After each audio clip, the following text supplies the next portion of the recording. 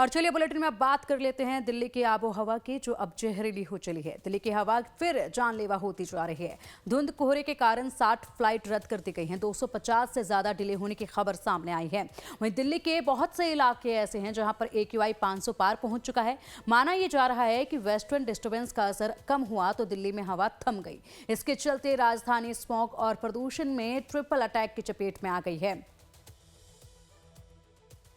Delhi NCR पे प्रदूषण का पहरा पहले से ही छाया हुआ था। पहले से ही दिल्ली एनसीआर की हवाओं में स्मॉग घुला हुआ था। ऐसे में धुंध ने दस्तक दे दी है और आज हालात और बदतर हो चुके हैं। इस वक्त हम दिल्ली के इंडिया गेट पे मौजूद हैं। सबसे पहले तस्वीरों के माध्यम से दिखाते हैं क्या स्थिति है। आज सुबह से ही जो विजिबिलिटी की अगर बात की जाए बहुत खराब, वहीं पॉल्यूशन की अगर बात की जाए एक बार फिर से पॉल्यूशन लगभग 500 के पास पहुंच चुका है। औसत AQI की अगर बात की जाए कई इलाकों में दिल्ली के 500 पार है AQI।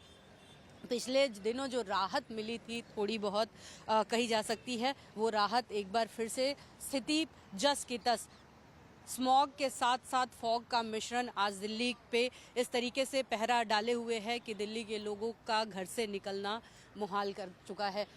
बार बार कहा जा रहा है, मेडिकल इमरजेंसी बताई जा रही है कि मेडिकल इमरजेंसी जो तमाम विशेषज्ञ हैं उनका कहना है कि मेडिकल इमरजेंसी के तौर पे लिया जाए। तस्वीरों के माध्यम से देखिए किस तरीके से फॉग और स्मॉग का मिश्रण जो है वो दिख रहा होगा। सामने की तरफ यहाँ राष्ट्रपति भवन है जो कैमरे के माध्यम से नज़र नहीं आ रहा है, क्योंकि आज फॉग और स्मॉग जो है वो पूरी तरीके से छाया हुआ है। लगातार दिल्ली में स्थिति ऐसी बनी हुई है, इस तरीके से बनी हुई है प्रदूषण के कारण कि लोग घरों से बाहर निकलने में डर रहे हैं। तमाम प्रिकॉशन की बात कही जा रही है। सरकार की तरफ से चेतावनी दी जा रही है। ग्रैब 3 और ग्रैब 4 लागू हुआ है। BS3 BS4 सभी डीजल इंजन पूरी तरीके से की गाड़ियां पूरी तरीके से दिल्ली और दिल्ली NCR में बैन किए गए हैं। लेकिन स्थिति अभी भी जस की तस, कोई सुधार नहीं। शुरुआती दिनों में ये जो ढील दी गई थी प्रदूषण के बाद ही, उसका असर कहा जा सकता है कि लोगों को उठाना पड़ रहा है। आप लोग कहाँ से आए? कहाँ से आए आप? हम राजस्थान से आए हैं। जोधपुर। दिल्ली में प्रदूषण क्या लग रहा है? किसको बोल रहे? दिल्ली में बहुत प्रदूषण है, हवा में मिश्रण मिला है। ये AQI बहुत ज्यादा है यहाँ पर। हवा में मिश्रण भी है। वो मयम से कारण सांस लेने में दिक्कत होती है। हाँ, सुबह से सांस फूलने लग रही है। आप लोगों को किसी तरीके की दिक्कत हो रही है? हाँ, दिक्कत हो रही है। नहीं, हाँ, सांस लेने में दिक्कत? सांस लेने में, हाँ। अच्छा, राजस्थान से आए आप लोग। राजस्थान में कैसा है? बहुत है, बढ़िया है राजस्थान में। आप कहाँ से? राजस्थान जोधपुर से। दिल्ली में क्या लग रहा है, प्रदूषण है? प्रदूषण ज्यादा है दिल्ली में बहुत। हाँ, पता चल रहा है। अभी ये जो पूरा फॉग और स्मॉग दिख रहा है, इसमें लग रहा है ठंड इतनी है जितना दिख रहा है? ठंड तो ज्यादा नहीं है, लेकिन ये धुंध बहुत ज्यादा है। प्रिकॉशंस लिए जा रहे हैं, लेकिन बावजूद इसके अब देखना ये होगा कि स्थिति कब सुधरेगी दिल्ली की, और कब तक दिल्ली के लोग साफ हवा में एक बार फिर से सांस ले पाएंगे। तो ये दिल्ली का हाल है। दिल्ली प्रदूषण के चलते फोग में लिपटी हुई है। हालांकि दिल्ली में ग्रैब 4 लागू हो चुका है। बावजूद इसके वजीरपुर और रोहिणी इलाकों में AQI 500 के लेवल तक पहुंच गया है। बता दें कि बीते रविवार को इस साल का सबसे घना कोहरा भी छाया रहा। अक्षरधाम समेत कई इलाकों में विजिबिलिटी 50 मीटर तक सिमट गई और धुंध कोहरे के कारण 60 फ्लाइटें रद्द कर दी गई, जबकि 250 देरी से चल रही हैं। डॉक्टरों ने बच्चों, बुजुर्गों और सांस के मरीजों को सावधानी बरतने को कहा है। मॉर्निंग वॉक, इवनिंग वॉक और दौड़, फिजिकल एक्सरसाइज, प्रेग्नेंट महिलाओं को घर में रहने की सलाह दी गई है। गंभीर बीमारी से ग्रस्त मरीजों का ध्यान रखने की सलाह दी गई है। बच्चे और बुजुर्गों को बाहर ना निकलने की सलाह दी गई है। हैवी ट्रैफिक वाली सड़कों पर नहीं जाने की भी अपील की गई है। इसी के साथ यहां पर इंडस्ट्रियल एरिया में ना जाने की अपील की गई है। अगरबत्ती, मॉस्किटो कॉयल ना जलाने की भी अपील की गई है। लकड़ी, पत्ते, पराली या फिर कचरा ना जलाने की सलाह दी गई है। साफ पानी से आंखें धोने के लिए कहा गया है। गुनगुने पानी से गरारे करने के लिए सलाह दी जा रही है। लगातार जिन लोगों को भी यहाँ गले में दिक्कत इस वक्त महसूस हो रही है, सांस फूलने, चक्कर आने पर डॉक्टर से सलाह लेने के लिए कहा जा रहा है। खांसी, सीने में दर्द, आंखों में जलन होने पर इलाज कराने के लिए कहा जा रहा है। तुरंत डॉक्टर के संपर्क में जाने के लिए कहा जा रहा है। घरों और दफ्तरों में झाड़ू लगाने के बजाय गीले कपड़े से पोंछा लगाए, ये कहा जा रहा है। दिल्ली की हवा के 6 दिन तक गंभीर रहने की संभावना जताई गई है। यानी कि ये तमाम एहतियातन कदम हैं जो आपको इस वक्त उठाने होंगे अपने आप को सुरक्षित रखने के लिए, अपनी सेहत के लिए, अपनों की सेहत के लिए। डॉक्टरों ने प्रदूषण को लेकर एहतियात बरतने की बात कही है। तो वहीं प्रदूषण को लेकर कांग्रेस की महासचिव प्रियंका गांधी का कहना है कि वो इसे मामले को संसद के पटल पर रखेंगी ताकि इस मामले पर बहस हो और समाधान निकले, क्योंकि प्रदूषण एक स्वास्थ्य समस्या है और यह सभी को समान रूप से प्रभावित करता है। बहुत ज़्यादा, हद से ज़्यादा ख़राब हो गया है और हम लोगों को डिस्कस करना चाहिए। मैं आज वो डिस्कशन का परमिशन भी मतलब का वो लगाऊंगी नोटिस। एक तरफ विपक्ष मामले को लेकर चर्चा की बात कर रहा है, तो वहीं कांग्रेस का यह भी आरोप है कि प्रदूषण पर सत्ता पक्ष बात नहीं करना चाहता, क्योंकि यह आम लोगों का मुद्दा है। इस पर बीजेपी के पास जवाब नहीं है। कांग्रेस चाहती है कि यह एक सर्वजन मुद्दा है और सभी की सेहत का सवाल है। ऐसे में इस मुद्दे पर बात जरूरी है और समाधान निकालना भी बेहद आवश्यक है। देखिए, दिल्ली की जो पॉल्यूशन है वो इतना खराब है, लेकिन सरकार इसको गंभीर मानने को तैयार नहीं है। सारी चीजों को रोक करके इसके ऊपर चर्चा होनी चाहिए, लेकिन इसके ऊपर बात करने को भी तैयार नहीं है कि इसके ऊपर बात करें। इस वक्त पार्लियामेंट चल रही है, पार्लियामेंट में इसके ऊपर चर्चा हो। राहुल जी ने डिमांड की थी कि हम इसके ऊपर बात करें और सार्थक बहस करें, एक दूसरे के ऊपर प्रत्यारोप न करें, और हम लोग इसके सुधार के अंदर जो सुझाव हमारे हो सकते हैं वो भी लें और अपने भी सरकार बताए। लेकिन इसके ऊपर सरकार का कोई रुख अभी तक क्लियर नहीं है। एक तरफ मामले को लेकर कांग्रेस सदन में चर्चा चाहती है और समाधान पर बात करना चाहती है, तो वहीं इस बीच सुप्रीम कोर्ट की सीजेआई जस्टिस सूर्यकांत ने वकीलों और पक्षकारों का वीडियो कॉन्फ्रेंस के जरिए हाइब्रिड मोड के जरिए पेश होने की सलाह दी है। सुप्रीम कोर्ट दिल्ली एनसीआर में वायु प्रदूषण से जुड़ी याचिका पर 17 दिसंबर को सुनवाई करेगा।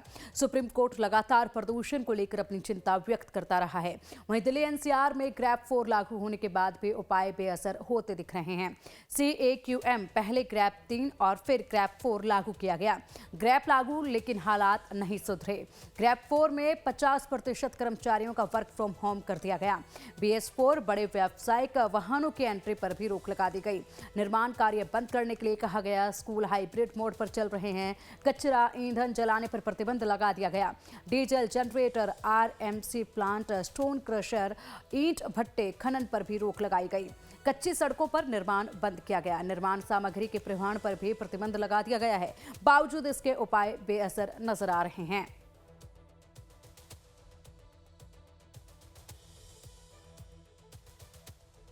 वहीं air quality early morning system यानी कि AQEWS के अनुसार अगले 6 दिनों के लिए भी पूर्वानुमान है कि हवा बहुत खराब कैटेगरी में रहने की संभावना है। भारत मौसम विज्ञान विभाग ने कहा है कि मौजूदा औसत हवा की गति जो 10 किलोमीटर प्रति घंटे से कम है, यहाँ पर प्रदूषकों के फैलाव के लिए अनुकूल नहीं है। और अगर वहीं पिछले 5 दिनों में प्रदूषण की बात की जाए तो तारीख और AQI के जरिए आपको समझाते हैं हम। सबसे पहले देखिए 11 दिसंबर को 416 यहाँ पर AQI दर्ज किया गया, जो कि बेहद गंभीर श्रेणी में माना जाता है। 12 दिसंबर को 305, बहुत खराब था ये, लेकिन 416 से कम आया। यानी कि 11 दिसंबर को 416 था तो 12 दिसंबर को 305, बेहद असर इसमें देखा गया था। उसके बाद 13 दिसंबर को 350 दर्ज किया गया है AQI, यानी कि बेहद तेजी के साथ एक ही दिन के अंतराल में ये बढ़ भी गया। उसके बाद 14 दिसंबर को 461 AQI दर्ज किया गया। अब देखिए 13 दिसंबर को 350 था AQI, उसके बाद 14 दिसंबर को 461 AQI दर्ज किया गया है, जो कि बेहद ज़्यादा खराब श्रेणी में था।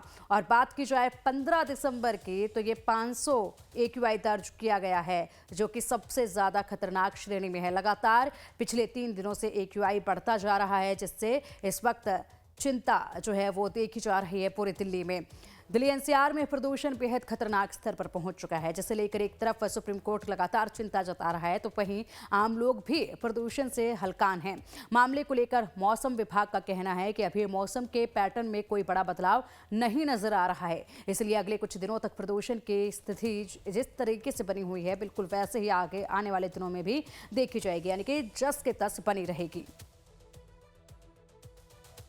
दिल्ली एनसीआर में बढ़ते प्रदूषण के कारण पहले से ही दिल्ली में विजिबिलिटी जो स्मॉग था उसकी वजह से कम था। आज सुबह की अगर बात की जाए, आज फॉग देखने को काफ़ी मिला, जिसकी वजह से पूरे दिल्ली एनसीआर की जो विजिबिलिटी है वो काफ़ी खराब दिखी। इस वक्त हमारे साथ खास चर्चा के लिए मौसम विभाग के वैज्ञानिक नरेश कुमार जी हैं। सर, आज जिस तरीके से फॉग देखने को मिला, डेंस फॉग, विजिबिलिटी कई जगह पे जीरो थी, कारण क्या?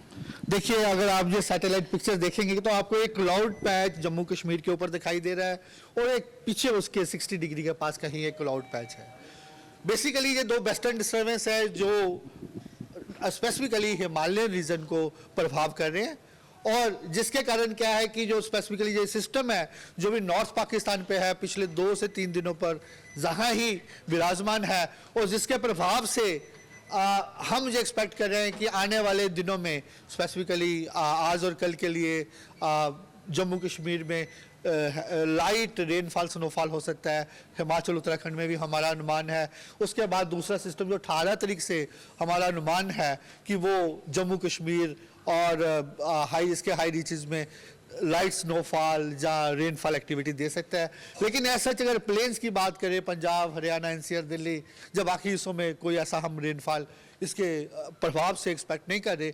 लेकिन होता क्या है कि जब भी कोई वेस्टर्न डिस्टर्बेंस आता है तो प्लेन्स में जो ह्यूमिडिटी है वो थोड़ी बढ़ जाती है, मॉइस्चर बढ़ जाता है, जिसके कारण और जनरली क्या होता है कि पैटर्न पहले नॉर्थ वेस्टर्ली विंड्स होती हैं और जब सिस्टम आता है तो विंड पैटर्न भी चेंज हो जाता है और टेम्परेचर्स में थोड़ी सी राइजिंग टेंडेंसी देखी जाती है। अगर कोई स्ट्रॉन्ग सिस्टम है तो टेम्परेचर काफ़ी ज़्यादा राइज हो जाते हैं, इवन 4 से 5 डिग्री हो जाते हैं। लेकिन जब फीवर सिस्टम है तो भी टेम्परेचर 1 से 2 डिग्री राइज हुआ। स्पेसिफिकली अभी आपका क्वेश्चन फॉग के लिए था। मॉइस्चर के कारण, स्टेबल एटमॉस्फेयर होने के कारण ऑलमोस्ट पंजाब, हरियाणा, एनसीआर, दिल्ली में आज डेंस फॉग और वेरी डेंस फॉग कहीं ना कहीं आइसोलेटेड हिस्सों में पाई गई है। आने वाले दिनों में कहीं पे भी नॉर्थ वेस्ट इंडिया में हम कोई वेस्टर्न डिस्टर्बेंस के प्रभाव से कोई बारिश का उम्मीद नहीं कर रहे। मतलब अभी मौसम इसी तरीके से ऑलमोस्ट ऐसे ही रहने वाला है, या ये है कि जो डेंस फॉग है वो थोड़ा निकल जाएगा और बाकी मौसम ऑलमोस्ट ऐसे ही रहने वाला है। वीडियो जर्नलिस्ट आकाश कुमार के साथ मैं Khushboo Singh, live time Delhi. Delhi airport पर फॉग की वजह से फ्लाइट कैंसिलेशन और देरी की समस्या बनी हुई है। दिल्ली एयरपोर्ट ने इसके लिए एक नोटिफिकेशन भी जारी किया है। दिल्ली एयरपोर्ट की तरफ से कहना है कि अचानक विजिबिलिटी कम होने की वजह से ये समस्या आई है। वहीं दूसरी ओर यात्रा करने वाले लोग फ्लाइट कैंसिल होने की वजह से परेशानी बता रहे हैं। क्या है पूरा मामला, देखिए ग्राउंड जीरो से प्रशांत त्रिपाठी की इस रिपोर्ट में।